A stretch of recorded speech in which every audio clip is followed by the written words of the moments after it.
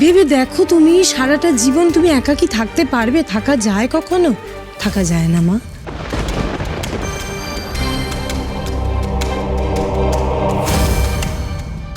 আমার সব কথা তো আপনি শোনেন, কিন্তু একটা কথা তো শুনলেন না দাদা। আমি তো বলেছিলাম, আপনি তো আবার নতুন করে সংসার পাতলেন না। আগে আমার ছেলের সম্পর্কে একটা কথা তুমি বলতে, তোমার মনে আছে? আজও আজও সেই বিশ্বাস তোমার আছে? দাদা, আমার এখনো মনে হয় যে ছেলেটা আছে, বেঁচে আছে, বড় হয়েছে এখন। ওই জন্যই তো আমি সংসার পাততে পারলাম না মেজবু। ওই আশায় যদি একদিন সে ফিরে আসে, কোনোদিন যদি তাকে খুঁজে পাই, তাহলে তো আমি সবার সামনে মন উজাড় করে বলতে, ওই দেখো আমার ছেলে, আমার ছেলে। মা,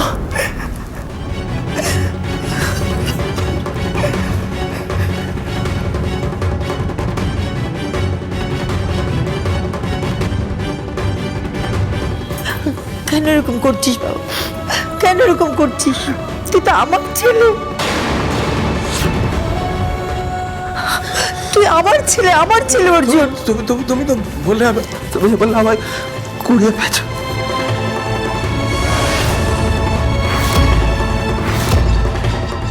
কুড়িয়ে পেয়েছে? কাকে? তখন তুই কতটুকু, ওইটুকু দুধের শিশুকে আমি বুকে করে তুলে নিয়ে এসে মানুষ করেছি। তার কোনো দাম নেই না, কোনো দাবি নেই আমার। তখন তো তোর দুই দাদা হয়ে গেছে, আমার দুটো সন্তান রয়েছে, কিন্তু তোকে ওই অবস্থায় আমি ছেড়ে আসতে পারিনি, বুকে করে তুলে নিয়ে এসেছিলাম। আমার বাকি দুই ছেলের সঙ্গে তোকেও আমি মানুষ করেছি। তার মানে অর্জুন ওর দাদাদের ভাই না? তোর দাদারা কিচ্ছু জানে না, তখন ওরা খুব ছোট ছিল। বাইরে থেকে এসে বলেছিলাম যে তোদের ভাইকে নিয়ে এসেছি। ওরা ওরা ভাইকে পেয়ে একবারে আনন্দের লাফালাফি শুরু করে দিয়েছিল। তুই কার ছেলে, কোন বাড়ির ছেলে, কিচ্ছু জানতাম না। তোর বাবা অনেক খোঁজ খবর নিয়েছিল, যদি খোঁজ পায় তাহলে তাদের ছেলেকে তার কাছে ফিরিয়ে দেবে।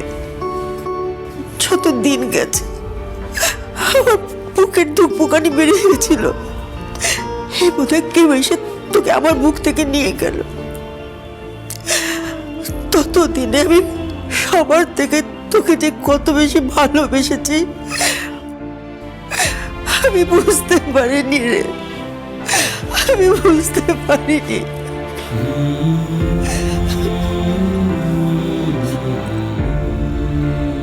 তোর বাবা মারা যাবার আগে আমাকে বলে গেছিল, আমাদের দুই সন্তানের থেকে তোকে যেন আলাদা করে না দেখি। আরে বাস, এই তো পুরো সুপারহিট সিনেমার গল্প। তুই বড় হলি, বক্সিং শিখলি, তারপর মিথ্যে কলঙ্কের বোঝা মাথায় নিয়ে খেলাধুলা ছেড়ে দিলি। আমি ততদিনে ভুলে গেছি তুই অন্য কারুর সন্তান। আমি তোকে বুকে করে আগলে রেখেছি। তাহলে আজ কেন ছেড়ে দিলে মা? কে বলেছে আমি তোকে ছেড়ে দিয়েছি? কেন ছাড়বো? আমি তোকে ছাড়ার জন্য কি বুকে করে তোকে মানুষ করেছি? আসলে কি বলতো, ফরিনের সঙ্গে তোর সম্পর্ক হওয়ার পর না আমার মনের মধ্যে একটা কিরকম ঝড় উঠেছে। নিয়তির কথাটা কেউ কিছু বলতে পারে না বাবা। হ্যাঁ, এখন তোর সম্পর্কে কেউ জানে না ঠিকই, কিন্তু কবে কোথায় কে জেনেছে, তাই জন্য দেখ, তুই নতুন মানুষের সঙ্গে আবার নতুন করে জীবন শুরু করবি। এত বড় সত্যিটা তুই যদি জেনে যাস তখন তুই নিজেকে সামলাতে পারবি তো? তাই তোকে আমি আজকে সব কিছু বলে দিলাম। আমিও শুনে নিলাম। এবার আমার খেলা আমি খেলবো, আর কোনো সমস্যা নেই। অর্জুন বাবু, এবার যে বাড়ির ছেলে সেই বাড়ি খুঁজে সেখানে গিয়ে থাকো তুমি। যাও। এসব নিয়ে আর চিন্তা করিস না বাবা। ফড়িং খুব ভালো মেয়ে, যদি চাস ওকে সব কিছু খুলে বলিস। আমি যতদূর ওকে চিনেছি ও ঠিক বুঝবে। আমি চাই যে তোরা দুজনে সুখে সংসার কর। স্বর্গে যাওয়ার আগে এটা দেখে যেতে চাই না। আর তোর কাছে কিচ্ছু চাই না রে বাবা, কিচ্ছু চাই না।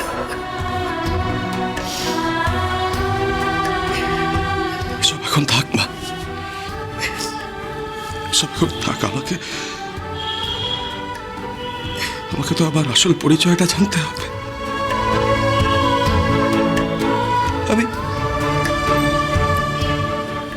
আমি কে, কারা আমার আসল বাড়ির লোক, তারা কোথায়?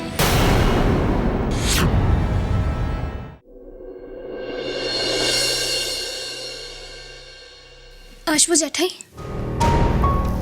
হ্যাঁ, এসো এসো।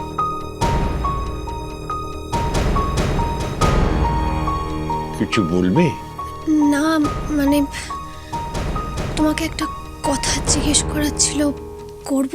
হ্যাঁ, তা এত আমতা আমতা করছো কেন? যা বলবে, যা জিজ্ঞেস করার আছে করে ফেলো না। জ্যাঠাই, তুমি ঠিক আছো তো? হ্যাঁ, আমি তো ঠিক আছি, একেবারে ঠিক। এইরকম প্রশ্ন করছো কেন? দেখো, তোমাকে মিথ্যে কথা বলতে হবে না। আমি তোমাকে চিনি একটু হলেও। তোমার মনটা খারাপ, তাই না? হ্যাঁ, ওই বাবুর কথা বলতে বলতে হঠাৎ। জ্যাঠাই, তোমাকে একটা কথা বলবো। দেখো, আমি জানি না এই ব্যাপারে কথা বলা আমার সাজে কিনা। আমি জানি না তখন তুমি মাকে কি বলছিলে, আমার এর মধ্যে ঢোকা উচিত কিনা। কিন্তু তুমি বোধহয় তখন ব্যাংকবাবুর কথা বলছিলে না, অন্য কারোর কথা বলছিলে। তোমার কোনো সন্তানের কথা, তাই না? না না, আমি তো বাবুর কথাই বলছিলাম। ও তো আমার সন্তানের মতোই। সন্তানের মতো জ্যাঠাই, কিন্তু একজন মা বাবা যখন তার নিজের সন্তানের ব্যাপারে কথা বলে তখন তার অনুভূতিটা একেবারে অন্যরকম হয়, তাই না? তার ব্যাপারে কথা বলতে গেলে তোমার চোখে জল আসে জ্যাঠাই। ব্যাংকবাবুর জন্য তোমার কষ্ট হলেও তুমি যার কথা বলেছো সে তোমার আরো আপন কেউ, অনেক বেশি কাছের। আমি ঠিক বলছি তো?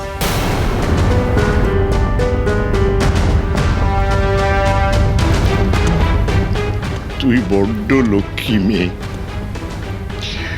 এখন যা, আমি ঠিক আছি, তোকে ভাবতে হবে না। তুমি ঠিক নেই জ্যাঠাই। দেখো, তোমার কোনো কষ্ট হলে তুমি বলে দাও না। জানো তো, আমার মা না ছোটবেলায় বলতো যে যদি কখনো খুব কষ্ট হয় বলে দিতে, তাতে নাকি ভিতরটা খুব হালকা লাগে। তুমি তো বলেছো যে আমি নাকি তোমার মেয়ের মতো। তোমার মেয়েকে বলবে না তোমার বুকের মধ্যে কি কষ্ট চেপে রেখেছো?